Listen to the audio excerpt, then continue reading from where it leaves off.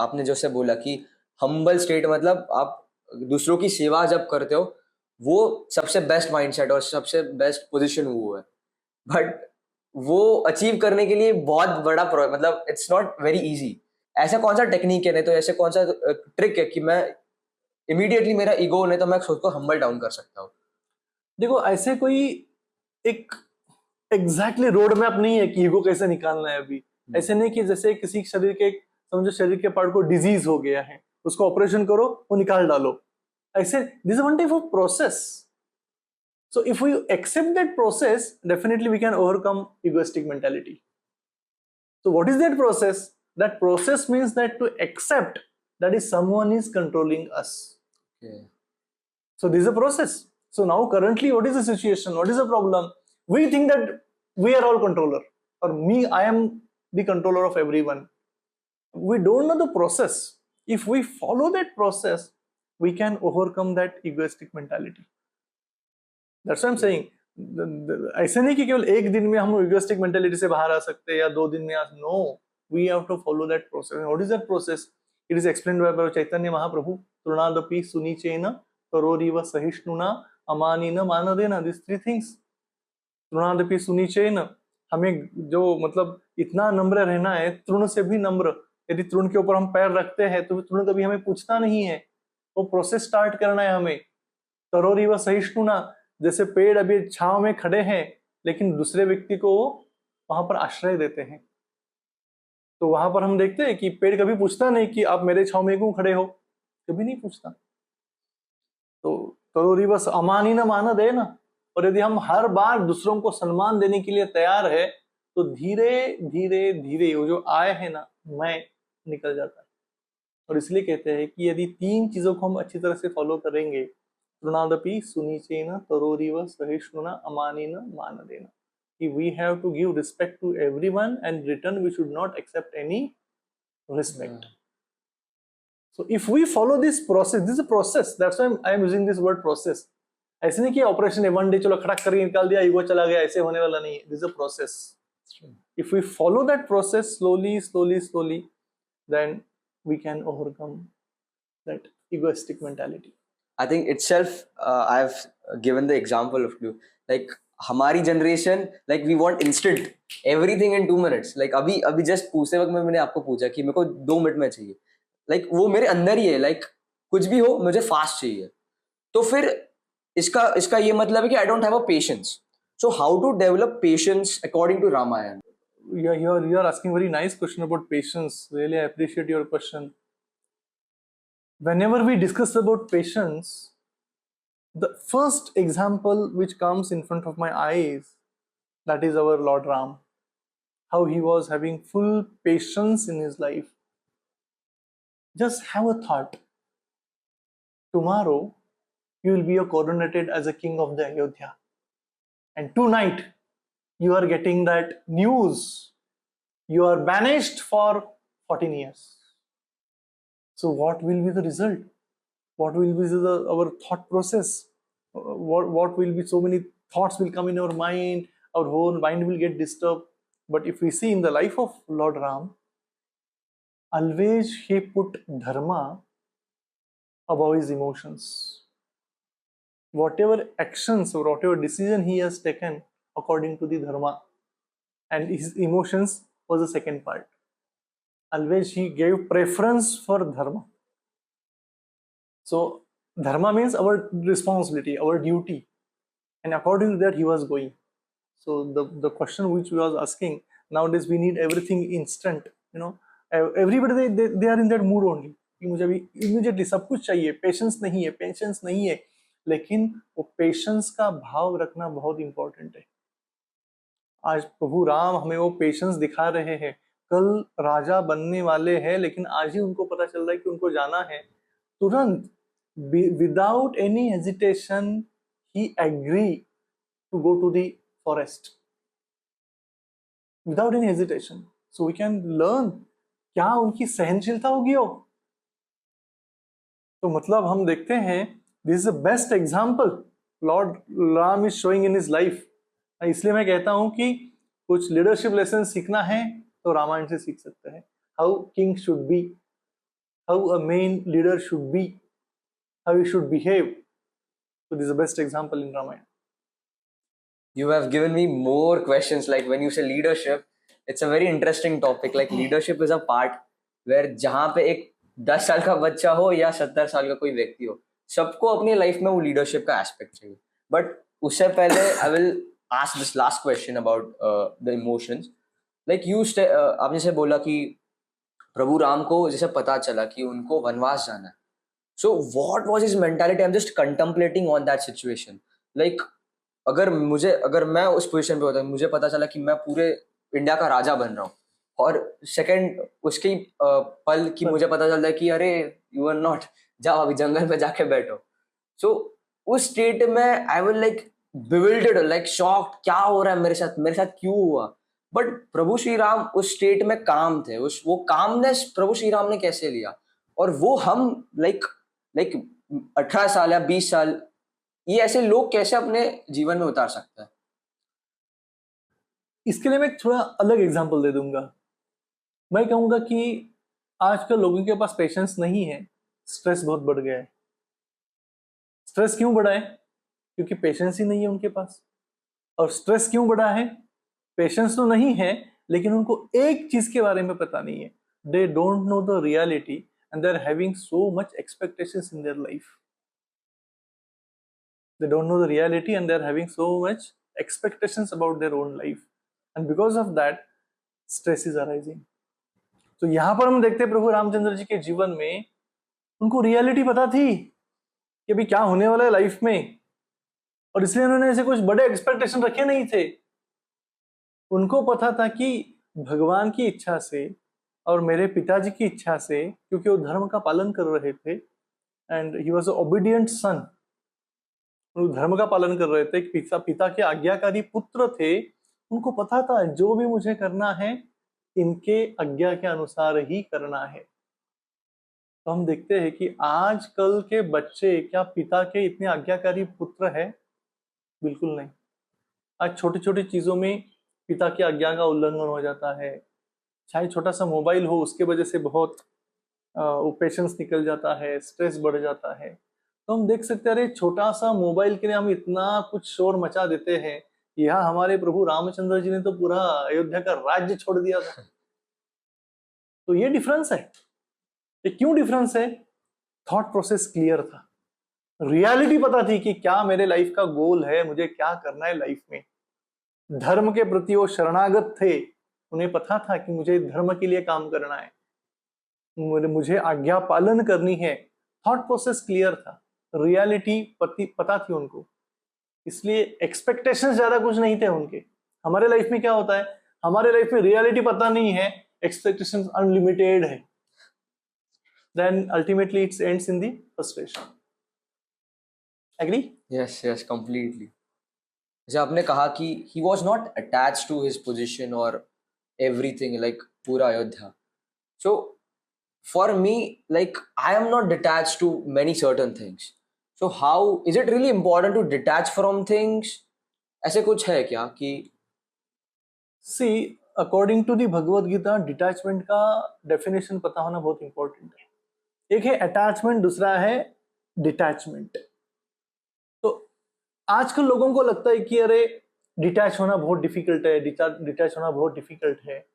तो प्रभुपाद जी कहते हैं कि अटैचमेंट और डिटैचमेंट में इतना ही केवल फर्क है कि हम किसको अटैच हो रहे हैं और किससे डिटैच हो रहे हैं. तो आज लोगों को स्पिरिचुअलिटी से इतना अटैचमेंट नहीं है. उनको अटैचमेंट किससे है? मटेरियल थिंग्स से है. They are so much attached to material things, but they are not that much attached to spirituality.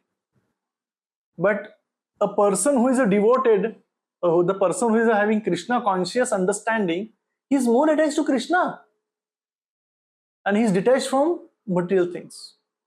So the attachment and detachment, sometimes people they think अरे बहुत मुश्किल है डिटैच होना, ये करना वो करना.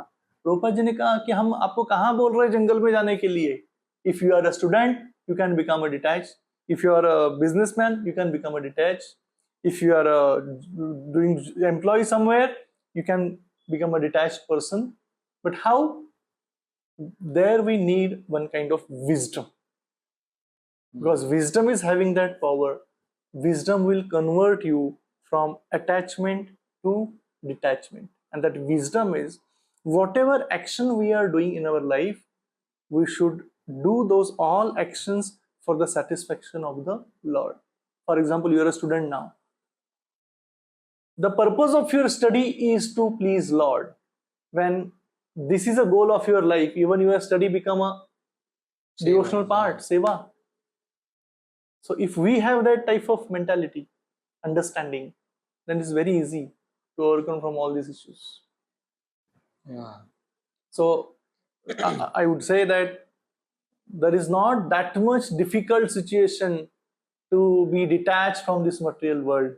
If anyone wants to become a detached, you only put Krishna in the center of their life, everything will go very smoothly. Yeah, putting Krishna in the Yeah, center. But now I think we'll be discussing more about spirituality and all. So is it really important to have a spiritual life or a spiritual perspective, a spiritual thing in your life? Like, cause my like I in my college when I speak about spirituality, people are like, "Arey yaar, ye gyan." They're not interested into spirituality. So is it really important for us? और वो क्या वो सही है कि वो सब एक सर्टेन एज के बाद? मैं तो ऐसे कहता हूँ इसके बारे में कि स्पिरिचुअलिटी का मतलब क्या है। स्पिरिचुअलिटी का मतलब कहाँ तो एक मेडिटेशन है। मेडिटेशन का मतलब क्या है, मतलब हिंदी में हम देखेंगे तो ध्यान लगाना है। और यदि साइंटिफिक थ्रू यदि हम देखेंगे हमारे लाइफ के बारे में, आज योगा सब लोग एक्सेप्ट कर रहे हैं। हा? मतलब योगा में क्या आता है, यदि हम पतंजलि का योग सिद्धांत पढ़ेंगे, यम, नियम, आसन, प्राणायाम, प्रत्याहार, धारणा, ध्यान, देन समाधि. So now every people they are all they have become very bodily conscious. They are doing anything to keep their body fit, right? So when we take the example of yoga, and when people they are doing some asanas, some kind of pranayam, for what purpose they are doing? To keep their mind peaceful, to keep their mind very cool. तो ये हमारा scientific process भी है। Breathing exercise ठीक से करो, mind थोड़ा cool हो जाएगा। एक जगह पे मेडिटेशन करते रहो, माइंड थोड़ा पीसफुल हो जाएगा।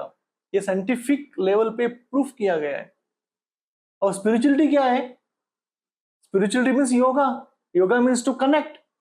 To whom to connect? To connect with the Almighty, the supreme power, the supreme controller. और जब हम सुप्रीम कंट्रोलर के साथ कनेक्ट होते हैं, तो चाहे हर एक की डेफिनेशन अलग अलग होगी, सुप्रीम कंट्रोलर अलग अलग होंगे। कोई कहता है ना कि सन इज अ सुप्रीम कंट्रोलर, कोई व्यक्ति योगा करते वक्त सन के साथ कनेक्ट हो सकता है। But somewhere we have to accept that somebody is controlling us.